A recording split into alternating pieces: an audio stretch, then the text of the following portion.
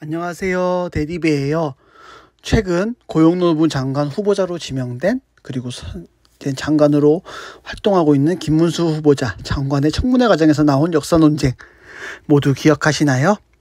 역사학을 전공한 사람으로서 이 논리가 잘못되었다는 것을 알리기 위해서 영상을 만들어 보았는데요. 일제강점기에 살았던 우리 선조들은 국적이 일본이었을까요? 한국이었을까요?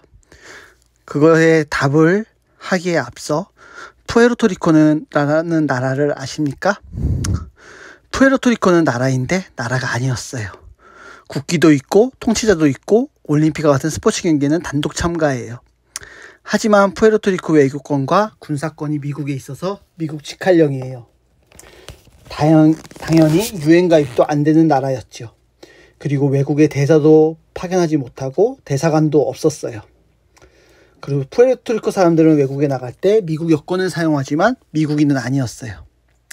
그들은 투표를 해서 그들의 정부 관료, 거버너를 뽑지만 미국 대통령의 선거권도 국회의원들을 뽑아서 미국 의회에 보낼 수도 없었어요. 이러한 나라를 국제법상 자치령이라고 합니다. 일본과 조선이 한 나라가 되었다면, 우리가 일본에 편입이 되었다면 어떠한 역사적 근거가 있어야 될까요? 첫 번째는 법의 동일성이 유지되어야 해요. 일본법은 일본 천황이 제국의회의 협조를 받아서 제정한다라고 되어 있어요. 하지만 조선의 법은 조선 총독이 제정한다라고 되어 있어요. 그래서 일본의 법은 법이고 조선의 법은 총독이 제정한 것이기에 제령이라고 하였어요. 일본에 없는 법을 조선에서 제령으로 만들기도 하였는데, 예를 들어 조선 태영령이라는 제령이 있었어요. 조선 태영령의 내용을 자세히 살펴보면 조선인은 잘못하면 헌병이 재판 없이 때릴 수 있다. 단, 이 령은 조선인에 한하여 시행하며 일본인은 제외한다 라고 되어 있어요. 또 다른 예를 들어보면 일본에 간 조선인 유학생이 일본 여성과 결혼을 해서 아이를 낳으면 그 아이는 일본 호적에 안 올려줬어요. 조선인은 일본인이 아니기 때문에 그렇게 낳은 자녀는 사생아로 기록을 했어요. 그리고 조선인 아버지의 이름도 기록하지 않았을 정도였답니다. 두 번째, 일본과 한국이 통합되었다면 통화권이 같아야 해요. 일제강점기에 일본은 일본은행권을, 조선은 조선은행권을 라는 화폐를 사용을 했어요. 일본인들은 조선에 가서 일본은행권을 사용할 수 있었지만 조선인들은 일본에 가서 조선은행권을 사용하지 못했었지요. 그리고 세 번째, 교육상의 동일성이 있어야 합니다. 하지만 교육과정에 있어서 일본인과 조선인은 교육 차별을 받고 있었어요.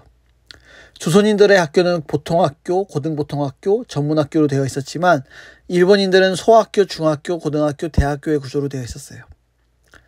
이렇게 다른 교육과정이 있다 보니 조선인들의 학력은 당연히 일본인들과 비교했을 때 더 짧았겠죠?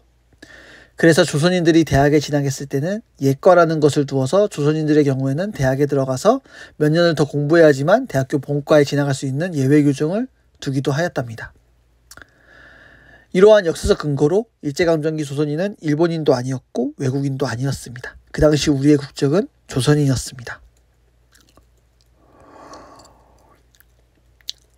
세상의 어느 나라가 식민지를 동급으로 한 나라로 취급을 해주었을까요?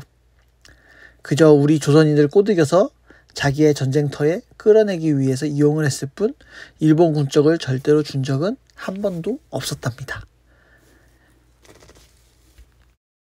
그렇다면 왜 이들은, 뉴라이트들은 왜 이런 어처구니 없는 말도 안 되는 이하는 주장을 하곤 하는 것일까요? 진짜 무식한 소리를 하고 있는 것이죠. 역사를 1도 모르는 사람들이 하는 소리이지요. 그렇기 때문에 우리는 역사를 제대로 알고 공부하고 배워야 한다는 것을 꼭 기억했으면 좋겠습니다. 구독, 좋아요, 알림 설정까지 눌러주세요. 떠더던 끝!